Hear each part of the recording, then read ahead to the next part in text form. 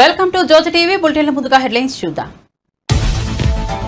ఉప ముఖ్యమంత్రిగా పవన్ బాధ్యతల స్వీకరణ. విజయవాడ క్యాంపు కార్యాలయంలో పూజలు. అనంతరం డిప్యూటీ సీఎంగా బాధ్యతల స్వీకరణ. డిప్యూటీ సీఎం హోదాలో పలు శాఖల మంత్రిగాను బాధ్యతలు. అనంతరం పలు ఫైళ్లపై సంతకాలు.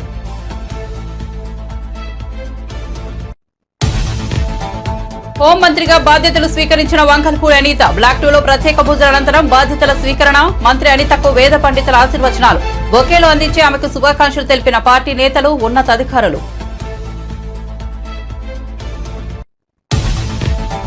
సామాన్య కార్యకర్త నుంచి జాతీయ స్థాయికి ఎదిగారంటే బీజేపీ కారణం. 152 రోజుల కుటుంబానికి దూరమై ప్రజా సంగ్రామ యాత్రలో పాల్గొన్నారని గుర్తు చేసిన మంత్రి. కేంద్ర మంత్రిగా బాధ్యతలు స్వీకరించిన అనంతరం కరీంనగర్ కు చేరుకున్న సంజయ్ ఎమోషనల్ కామెంట్స్. జగన్ అసెంబ్లీకి రావాలి, సమస్యలపై మాట్లాడాలన్న మంత్రి పయ్యావుల కేశవ్. సమావేశాల్లో రాష్ట్ర అభివృద్ధికి, ప్రజా సంక్షేమానికి సంబంధించి అర్థవంతమైన చర్చ జరగాలన్న కేశవ్. చంద్రబాబు సారథ్యంలో జవాబుదారీతనంతో కూడిన పారదర్శక పాలన అందిస్తామని హామీ. గత ప్రభుత్వం గృహ నిర్మాణ నిధులను దుర్వినియోగం చేసిందని మంత్రి కీలక వ్యాఖ్యలు. జగనన్న కాలనీలకు నిధులని కేంద్రమేనన్న మంత్రి కొలుసు పార్థసారథి. అన్ని సౌకర్యాలతో గృహాలు నిర్మించే బాధ్యత ప్రభుత్వానిదేనని వెల్లడి. ఖమ్మంలో ఘనంగా టీయూడబ్ల్యూజే ఐజేయు రాష్ట్ర తృతీయ మహాసభలు. తెలంగాణ రాష్ట్ర సాధనలో జర్నలిస్టుల పాత్ర మరోలేనిదన్న పొంగులేటి శ్రీనివాసరెడ్డి. జర్నలిస్టులకు ప్రభుత్వం అన్ని విధాలుగా అండగా ఉంటుందన్న మంత్రి.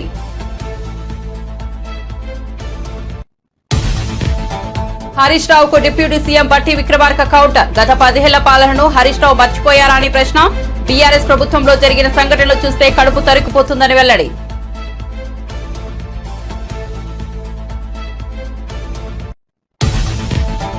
తనపై అన్యాయంగా కేసులు పెట్టారంటూ కన్నీళ్లు పెట్టుకున్న జేసీ ప్రభాకర్ రెడ్డి. గత వైసీపీ ప్రభుత్వంలో చాలా అన్యాయం జరిగిందన్న జేసీ. తమ కుటుంబంపై దొంగలుగా ముద్ర వేసి జైలుకు పంపించారని ఆవేదన.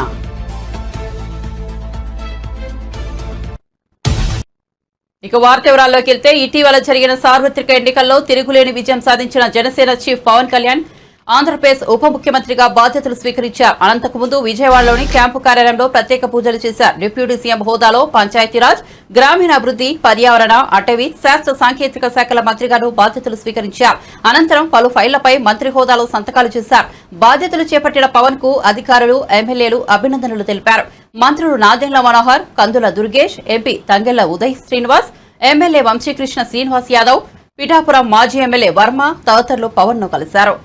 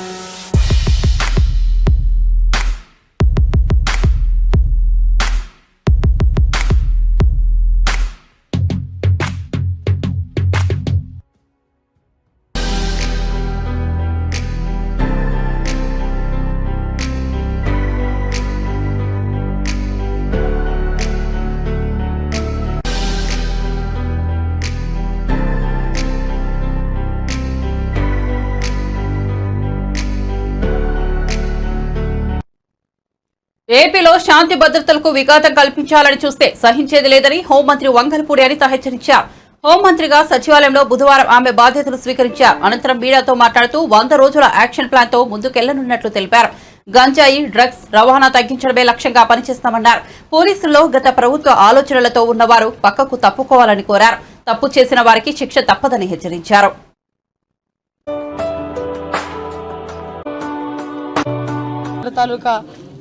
మాకు కృషితో ఈరోజు ఆంధ్రప్రదేశ్ రాష్ట్ర హోమ్ మినిస్టర్గా బాధ్యతలు తీసుకోవడం జరిగింది.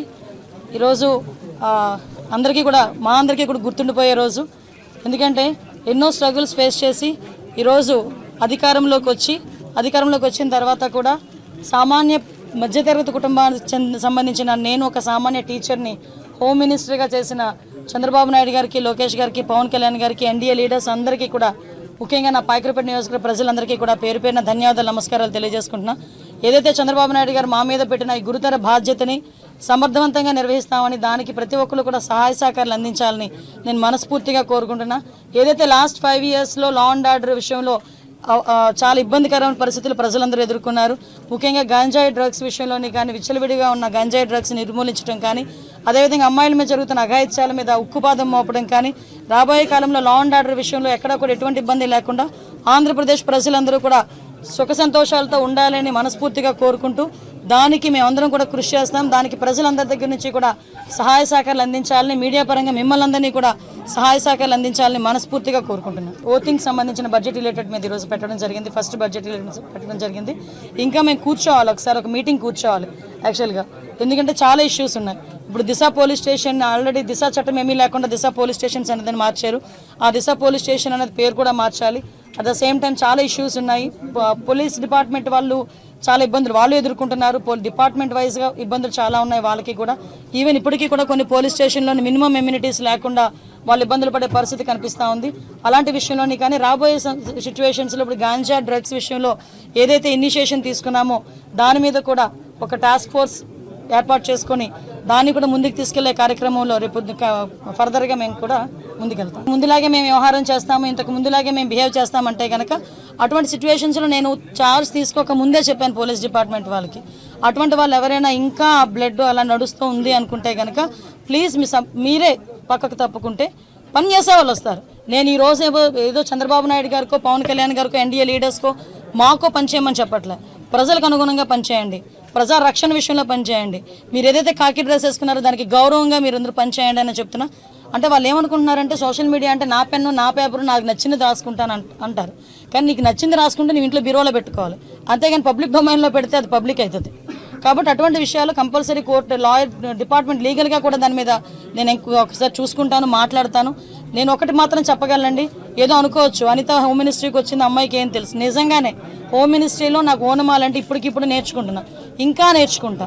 యాజ్ పర్ లానే వెళ్తాం, ఎక్కడ కూడా డీవియేషన్ అనేది ఉండదు. ఎవరైతే తప్పు చేశారో తప్పు చేసిన వాళ్ళకి ఎట్టి పరిస్థితుల్లోనే శిక్ష మాత్రం పడుద్ది. అందులో ఎప్పుడో మేము చాలా రోజులైపోయింది మా మీద కేసులు పెట్టేసి మేము బెయిల్స్ మీద బయటకు వచ్చేసాం అనడానికి కూడా లేదు. ఆల్రెడీ బెయిల్ మీద బయటకు వెళ్ళిపోయిన వాళ్ళని కూడా తీసుకొచ్చి మళ్ళీ కేసులు ఓపెన్ చేసే పరిస్థితులు కూడా చాలా ఉన్నాయి, వాళ్ళు అదే రకంగా ఉంటాయి కనుక. సో అలాంటి సిచ్యువేషన్స్లో ఎక్కడా కూడా లా అండ్ ఆర్డర్ విషయంలో కాంప్రమైజ్ అయ్యే ప్రసక్తే లేదు. ఒకటైతే క్లియర్, ఈ 100 days ప్లాన్లో కంపల్సరీగా గంజాయి డ్రగ్స్ రవాణా అన్నది మ్యాక్సిమం తగ్గిస్తాం. ఎందుకు కేసులు ఎత్తాలి, దేనికి కేసులు ఎత్తాలి? ఈరోజు తెలుగుదేశం పార్టీ ఆఫీస్ మీద దాడి జరిగింది. ఈరోజు ఆ దాడి జరిగిన ఇష్యూ గురించి ఎంతవరకు వచ్చింది ఏంటన్నది మేము కూడా తెలుసుకోవాలి. చాలామంది చంద్రయాన్ పేక్ కోసి చంపారు, ఇంకా చాలామంది విషయాలు చాలా అన్యాయాలు జరిగినాయి.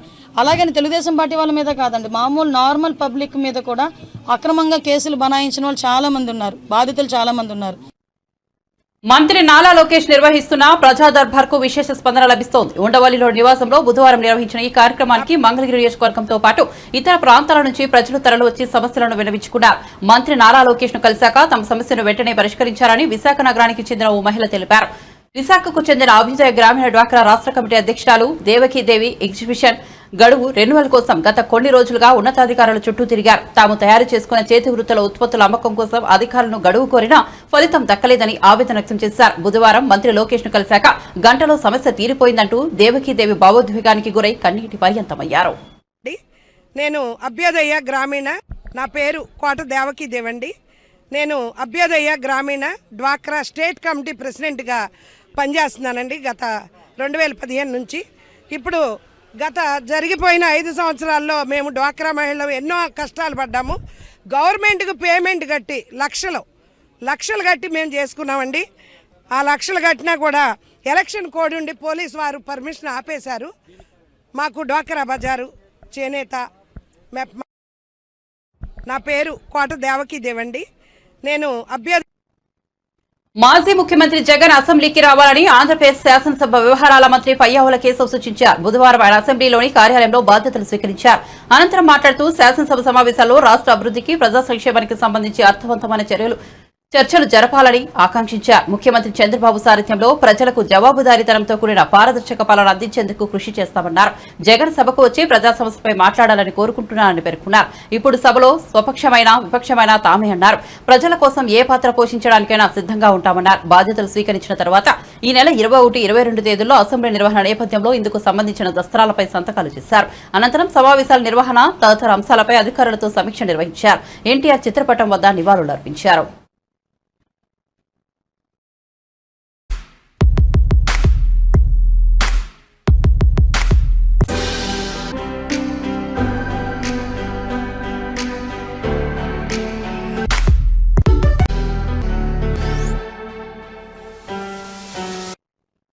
వ్యవసాయ రంగానికే రాష్ట్ర ప్రభుత్వం తొలి ప్రాధాన్యత అని డిప్యూటీ సీఎం బట్టి విక్రమార్క వెల్లడించారు. హైదరాబాద్ లో నిర్వహించబడిన 14వ రాష్ట్ర స్థాయి బ్యాంకర్ల సమావేశంలో బట్టి విక్రమార్క, మంత్రి తుమ్మల నాగేశ్వరరావు పాల్గొన్నారు. అప్పు తీసుకోవడం అభివృద్ధిలో భాగమని బట్టి తెలిపారు.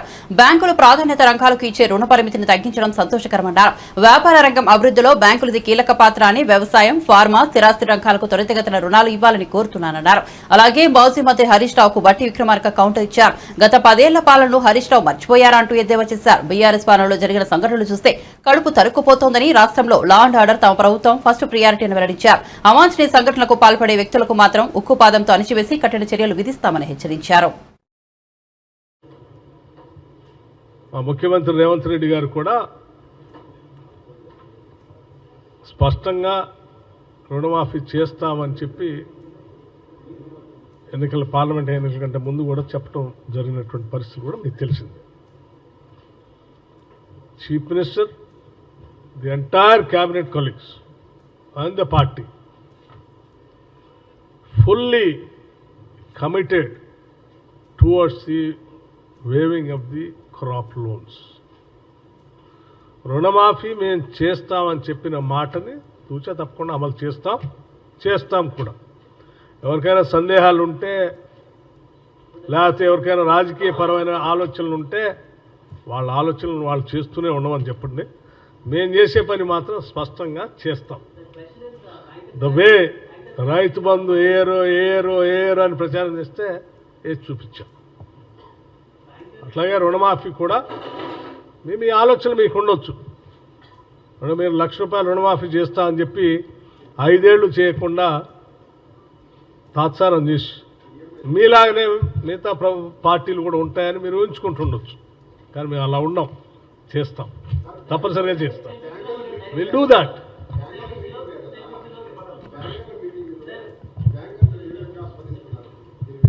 ఎస్ఎల్బిసి మీటింగ్ సంబంధించి ఈ రాష్ట్రానికి సంబంధించి సమగ్రమైనటువంటి ప్రణాళిక కోసం జరిగేటువంటి మీటింగ్.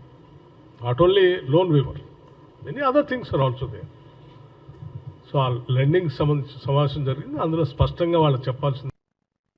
జగన్ ప్రభుత్వంలో పథకాలన్నీ నేతి బీరకాయ తరహాలోనే అమలయ్యాయని మంత్రి కొలుసు పార్థసారథి అన్నారు.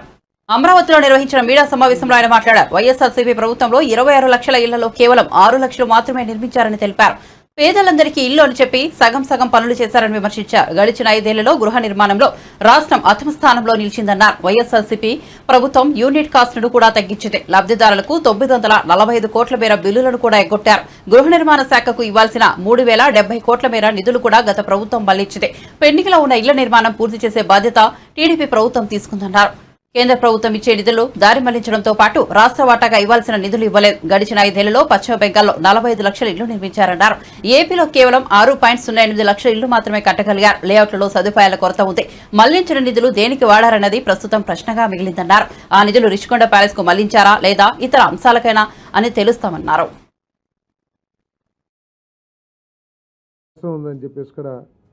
ఈ నిధులన్నింటినీ కూడా డైవర్ట్ చేశారని చెప్పేసి కూడా మనం చేస్తాను.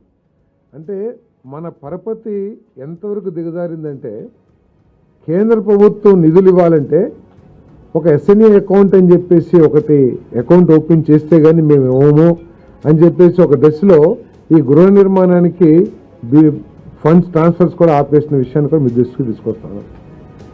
ఇటువంటి డైవర్షను మిస్యూజ్ జరుగుతుందనే ఉద్దేశంతో 7% పీనల్ ఇంట్రెస్ట్ కూడా ప్రభుత్వం మీద కేంద్ర ప్రభుత్వం వేయటమే కాకుండా దాదాపు 27 కోట్ల రూపాయలు మనం పీనల్ ఇంట్రెస్ట్ కూడా కేంద్ర ప్రభుత్వానికి చెల్లించామని చెప్పేసి ఈ సందర్భంగా తెలియజేస్తామని నేను.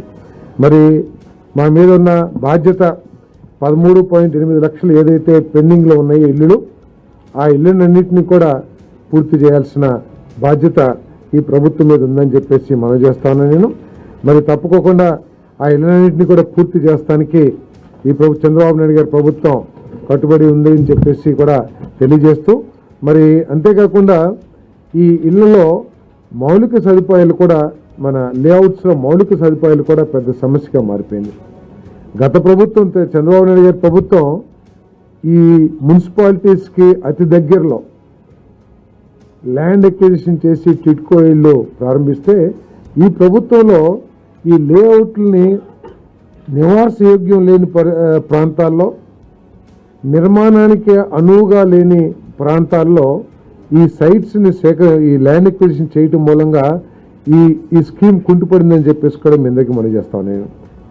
ఎందుకంటే చాలా చోట్ల చెరువుల్ని ఎక్వైర్ చేశారు, కొండ వాడు ప్రాంతాలని ఎక్వైర్ చేసేసారు, శ్మశానాలు పక్కన ఎక్వైర్ చేశారు. ఊరికి 10 కిలోమీటర్లు 15 కిలోమీటర్లు ఎక్కడైతే మౌలిక వసతులు కానివ్వండి, లేదా పేదవాళ్ళు వాళ్ళ జీవనోపాధి కోసం ఎక్కడ అవకాశాలు లేని చోట్ల వీటిని ఈ ల్యాండ్ ఎక్విజిషన్ చేయటం మూలంగా ఈ స్కీమ్ కుంటుపడిందని చెప్పేసి కూడా నేను మీ అందరికీ సేవనీగా మనం చేస్తానండి. మరి ఈ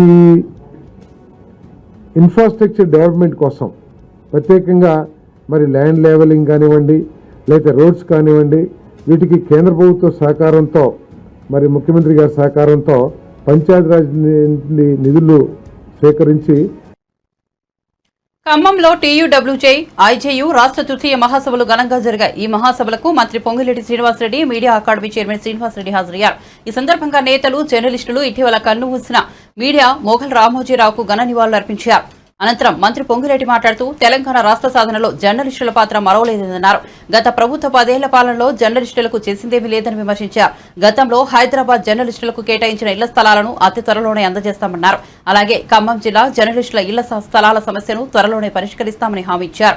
ఇక అక్రిడేషన్ కార్డులో మరో 3 నెలలు పొడిగిస్తున్నట్లు తెలిపారు. హెల్త్ కార్డుల అంశంపై ముఖ్యమంత్రితో చర్చించిన తర్వాత నిర్ణయం తీసుకుంటామన్నారు. జర్నలిస్టులకు కాంగ్రెస్ సర్కార్ అన్ని విధాలుగా అండగా ఉంటుందని మంత్రి పొంగిరెడ్డి చెప్పారు. కొన్ని కోర్టులో ఉన్న కారణంగా జీవోలు ఇచ్చినా అది ఇంప్లిమెంటేషన్ జరగలేదు. ఆ కోర్టుకు సంబంధించినవి కూడా గత ప్రభుత్వంలోనే జడ్జిమెంట్ వచ్చినా ఏదో వంక చేసి కాలయాపన తెచ్చుకున్న తెలంగాణ కోసం పోరాటం చేసిన, ఇందాక శేఖరన్న చెప్పినట్లు పోరాటం చేసిన అందరితో పాటు అదే గాడికి కట్టేశారు జర్నలిస్టులని ఆనాటి ప్రభుత్వం. ఈ తెలంగాణ రాష్ట్ర సాధనలో మీ పాత్ర ఎంతున్నది అన్నది ఈనాడు తెలంగాణ ప్రజలందరూ ఎవరూ కూడా మర్చిపోరు. దాంట్లో భాగంగా గడిచిన 10 సంవత్సరాల్లో ఈ తెలంగాణ తెచ్చుకున్న తెలంగాణలో తెలంగాణ ప్రజలు ఎంత సుఖపడ్డారు, దాంట్లో జర్నలిస్టులు ఎంత ఆనందపడ్డారో నాకు కానీ, ఈ ప్రభుత్వంలోని ముఖ్యమంత్రిగా ఉన్న రేవంత్ రెడ్డి గారికి కానీ, ఈ ప్రభుత్వానికి కానీ, ఈ తెలంగాణ ప్రజలకు కానీ తెలియంది కాదు. ఈ తెచ్చుకున్న మార్పు కావాలి అని తెచ్చుకున్న ఈ పేదోడి ప్రభుత్వంలో ఇళ్ల స్థలాలకు సంబంధించిన అంశాల్లో గౌరవ ముఖ్యమంత్రి గారితో నేను ఇక్కడికి వచ్చే ముందు మాట్లాడాను. శ్రీనివాసరెడ్డి గారిని చైర్మన్గా వేసే రోజు చాలా వివరంగా డిస్కస్ చేశాం. రాత్రి నేను ఇక్కడ ఇట్లా వెళ్తున్నానని చెప్పాను. అతి కొద్ది రోజుల్లోనే హైదరాబాదుకు సంబంధించిన గతంలో జీవోలు ఇచ్చి, ఆ జీవోలు ఇచ్చినవి న్యాయస్థానాల్లో కొన్ని విషయాల్లో ఇబ్బందులుండి ఆగిన అంశాన్ని యుద్ధ ప్రాతిపదిక మీద అతి కొద్ది రోజుల్లోనే ఆ ల్యాండ్ మీకు హ్యాండ్ ఓవర్ చేయటం జరుగుద్దని ఈ వేదిక మీద నుంచి గౌరవ చైర్మన్ గారితో పాటు సభ్యులకు తెలియజేస్తున్నాను. అదే రకంగా గతంలో ఖమ్మంలో ఇచ్చారు కొన్ని. ఎందుకంటే నాకు స్వార్థం ఉంటుంది. ఆ స్వార్థంలో ప్రధానమైంది ఈ జిల్లా వాస్తవుడిని కాబట్టి ముందు ఖమ్మం జిల్లా మిత్రులకి గతంలో జీవో ఇచ్చి ఆగిపోయింది. దాంట్లో చిన్న చిన్న పొరపాట్లున్నాయి. అటు రెవెన్యూ శాఖలో కూడా మంత్రిని నేనే కాబట్టి వచ్చేటప్పుడు కలెక్టర్ గారికి, కొత్త కలెక్టర్ గారికి కూడా నేను చెప్పాను, ఆదేశించాను. ముఖ్యులు మీ ఈ సమావేశాలు అయిన తర్వాత కలెక్టర్ గారిని కలిసి వారు దానికి ఆల్టర్నేటివ్ ల్యాండ్ ఏదైతే మీకు చూపిస్తారు దాన్ని మీరు ఎస్ అనుకుంటే ఆ ప్రపోజల్ పంపిస్తే విత్ ఇన్ కపుల్ ఆఫ్ డేస్లోనే దాన్ని కూడా మీకు జీవో రూపంలో ఇస్తాను. అంతేకాదు మీకు ఈ నెలాఖరు కల్లా అక్రిడేషన్ కార్డ్స్, అదే రకంగా మీ బస్సు పాసులు కూడా టైం అయిపోతుందని చైర్మన్ గారు మిగతా మిత్రులు నాకు చెప్పారు. 3-4 రోజుల క్రితమే మీ ఫైలు 3 మంత్స్కి ఎక్స్టెన్షన్ చేస్తూ ఆల్రెడీ సంతకం పెట్టాను. కలెక్టర్లకి అవి కూడా ఆదేశాలు ఇవ్వాలి కానీ రేపు. ఈ బాధ్యత కరీంనగర్ ప్రజల పెట్టిన భిక్ష అని, సామాన్య కార్యకర్త నుంచి జాతీయ స్థాయికి ఎదిగానంటే బీజేపీ కారణమని బండి సంజయ్ అన్నారు. 152 రోజులు కుటుంబానికి దూరమై ప్రజా సంగ్రామ యాత్రలో తన వెంట ఉన్నానని గుర్తు చేశారు. కేంద్ర మంత్రిగా బాధ్యతలు స్వీకరించిన అనంతరం తొలిసారిగా సొంతగడ్డ కరీంనగర్ కు చేరుకున్న బండి సంజయ్ కి బీజేపీ కార్యకర్తలు బుల్డోజర్తో అపూర్వ స్వాగతం పలికారు. బుల్డోజర్లపై నుంచి పూలు చల్లి గజమాలతో సత్కరించి అభిమానాన్ని చాటుకున్నారు. కరీంనగర్ గడ్డకు పాదవివందనం చేయడం ద్వారా తనను ఎంపీగా గెలిపించిన ప్రజలకు ధన్యవాదాలు తెలిపారు. కేంద్ర మంత్రి అయినా, నాయకులు ప్రజల ఆశీర్వాదంతో నేను నాయకునైనా, ఇలా కేంద్ర మంత్రి అయినా, నరేంద్ర మోడీ గారి ప్రభుత్వంలో వారి ఆశీర్వాదంతో, అమిత్ షా గారి శాఖలో వారి సహాయ మంత్రిగా బాధ్యతలు తీసుకున్నటువంటి నిర్వహించే అవకాశం మా జాతీయ అధ్యక్షులు జేపీ నడ్డా గారు ఇవ్వడం, మా జాతీయ నాయకత్వం ఇవ్వడం నిజంగా చాలా సంతోషం.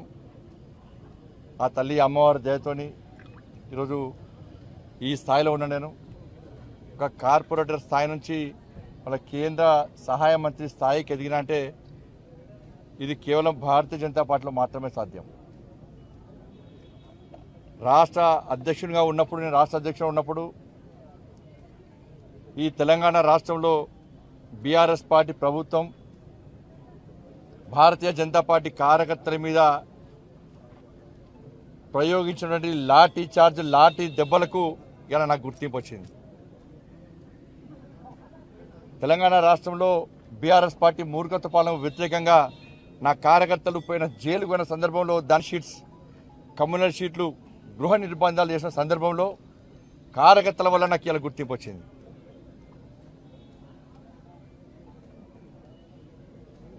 వాళ్ళ అనేక మంది నాయకులు, కార్యకర్తలు ఇలా ప్రజా సంగ్రామ యాత్ర చేపడుతుంటే దాదాపు 150 రోజుల పాటు వాళ్ళ కుటుంబాలకు దూరమై, వాళ్ళ సొంత పనులు పక్కబెట్టి, మోడీ గారి యొక్క ఆశీర్వాదంతో, మా జేపీ నడ్డా గారి యొక్క ఆదేశం మేరకు మేము తెలంగాణ రాష్ట్రంలో నిర్వహించిన ప్రజా సంగ్రామ యాత్రలో నా అడుగులో అడిగేసి ఇవాళ నాకు చేదోడుగు వాదోడుగున్నటువంటి ప్రజా సంగ్రామ యాత్రలో పాల్గొన్నటువంటి కార్యకర్తల యొక్క కష్టమే వాటి వల్లనే నాకు ఈరోజు ఈ బాధ్యత, ఈ గుర్తింపు వచ్చింది.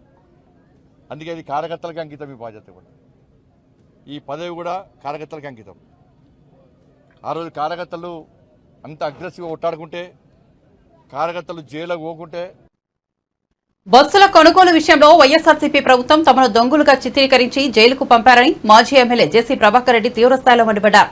వైఎస్ఆర్సీపీ ప్రభుత్వంలో ఐపీఎస్ సీతారామాంజనేయులు, అప్పటి మంత్రి పేర్ని నాని, డీటీసీ శివరాం ప్రసాద్ ఆదేశాలతో వేధించారని ధ్వజమెత్తారు. 10 రోజుల్లో అధికారులు తనకు న్యాయం చేయాలని డిమాండ్ చేశారు. లేదంటే ఎస్పీ కార్యాలయం, డీటీసీ ఆఫీస్ ముందు తాను, తన కుటుంబ సభ్యులు నిరాహార దీక్ష చేస్తామని జేసీ ప్రభాకర్ రెడ్డి హెచ్చరించారు. మేము బస్సులు దొంగవి తెచ్చినామని, ఇది పంజాబ్ గవర్నమెంట్, ఇది మా మెడ్రాస్ గవర్నమెంట్ ఉంది. పంజాబ్ గవర్నమెంట్లో 7,000 బండ్లు అమ్మినారు. సుప్రీంకోర్టు రూల్ జడ్జిమెంట్ ఏముంది, after April 1, 2017 manufacturer are agent can't cell the vehicle in India. 7,000 బండ్లకు గాను పంజాబ్ గవర్నమెంట్ ఏం చేసిందంటే ఒక పెద్ద అనౌన్స్మెంట్ ఇచ్చింది. ఎవరి దగ్గర ఇలాంటి బండ్లు ఉంటే, తమిళనాడులో కూడా ఇచ్చింది, ఎక్కడైనా సరే ఇలాంటి బండ్లు ఎవరన్నా మీరు కొనింటే బై మిస్టేక్ రిజిస్ట్రేషన్ చేసినది, అమ్మినది, మీరు బండ్లన్నీ వెనక్కి అంటే పంజాబ్లో ఒకటేసారి 5,700 బండ్లు సరెండర్ చేసినారు. ఆంధ్రప్రదేశ్లో ఈ రోజు కూడా ఈ బండ్లు ఉన్నాయి. ఇది మొత్తం మిస్టేక్ మ్యానుఫ్యాక్చరర్ది. ఎవడేడు రిజిస్టర్ చేసినాడో వాళ్ళకన్నీ ఉద్యోగాలు కూడా పోయినాయి. మాదిరి భద్రాద్రిలో వచ్చి ఇంట్లో పట్టుకొని పోతారు. దీనికి ఎస్పీ కూడా కారకుడే. నన్ను పట్టుకొచ్చిన వాళ్ళందరి మీద రాశాను. నేను హైకోర్టుకు పోయినా, హైకోర్టుకు పోతే ఆర్డర్ ఏమి ఇచ్చినారు చూడండి. ఈ డబ్బులు గవర్నమెంట్ లో కానీ ఇండివిజువల్ గా ఎవడో నీ బస్సు పట్టుకున్నారో ఇమ్మన్నారు. వైఎస్ఆర్ గవర్నమెంట్ లో నేను ఈ గవర్నమెంట్ ఏమను చంద్రబాబు ఒకవేళ నేను పోయి అడిగితే అన్ని చేస్తాను నాకే. But I have to prove my self. లేదంటే రేపు ఆయన అంటారు. దీంట్లో సీతారామాంజనులు మెయిన్. సీతారామాంజులు వదలను. వాడు పేరుని నాని అసిస్టెంట్ కమిషనర్ ప్రసాద్ రావు, ఈయన డిటిసి శివప్రసాద్, అందరూ బ్రేక్ ఇన్స్పెక్టర్లో మీ ఇళ్ళ కాడొచ్చి కూర్చుంటా. ఈ రోజు నుంచి 10 రోజుల లోపల ఎస్పీ కూడా ఇచ్చి వచ్చిన దాట్ ఎంక్వైరీ మా డిటిసి ఎంక్వైరీ చేయి. ఆల్ బ్రేక్ ఇన్స్పెక్టర్స్ నా బండ్లు పట్టుకునే ప్రతి బ్రేక్ ఇన్స్పెక్టర్ మీ ఇళ్ళ కాడ కూర్చోడి కాంపెన్సేషన్ కట్టించుకుంటే నేను న్యాయం కోరుతాను. బులెటిన్ ముగించే ముందు హెడ్లైన్స్ మరోసారి చూద్దాం. ఉప ముఖ్యమంత్రిగా పవన్ బాధ్యతల స్వీకరణ. విజయవాడ క్యాంపు కార్యాలయంలో పూజలు. అనంతరం డిప్యూటీ సీఎంగా బాధ్యతల స్వీకరణ. డిప్యూటీ సీఎం హోదాలో పలు శాఖల మంత్రిగాను బాధ్యతలు. అనంతరం పలు ఫైళ్లపై సంతకాలు.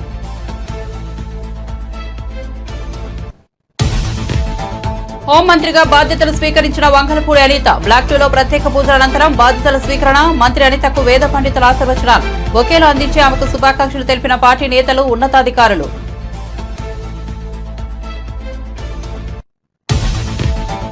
సామాన్య కార్యకర్త నుంచి జాతీయ స్థాయికి ఎదిగారంటే బీజేపీ కారణం. 152 రోజుల కుటుంబానికి దూరమై ప్రజా సంక్షేమ యాత్రలో పాల్గొన్నారని గుర్తు చేసిన మంత్రి. కేంద్ర మంత్రిగా బాధ్యతలు స్వీకరించిన అనంతరం కరీంనగర్ కు చేరుకున్న సంజయ్. Emotional comments.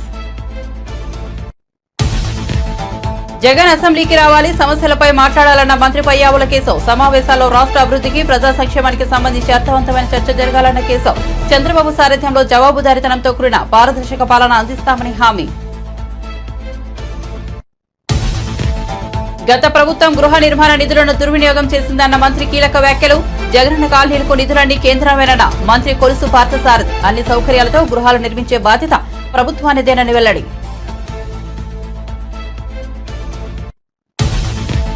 ఖమ్మంలో ఘనంగా టీయూడబ్ల్యూజే, ఐజేయూ రాష్ట్ర తృతీయ మహాసభలు. తెలంగాణ రాష్ట్ర సాధనలో జర్నలిస్టుల పాత్ర మరోలేనిదన్న పొంగులేటి శ్రీనివాసరెడ్డి. జర్నలిస్టులకు ప్రభుత్వం అన్ని విధాలుగా అండగా ఉంటుందన్న మంత్రి.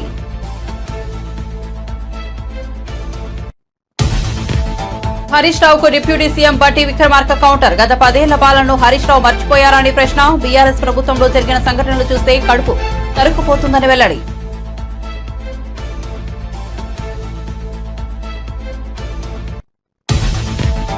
తనపై అన్యాయంగా కేసులు పెట్టారంటూ కన్నీళ్లు పెట్టుకున్న జేసీ ప్రభాకర్ రెడ్డి. గత వైసీపీ ప్రభుత్వంలో చాలా అన్యాయం జరిగిందన్న జేసీ. తమ కుటుంబంపై దొంగలుగా ముద్ర వేసి జైలుకు పంపించారని ఆవేదన.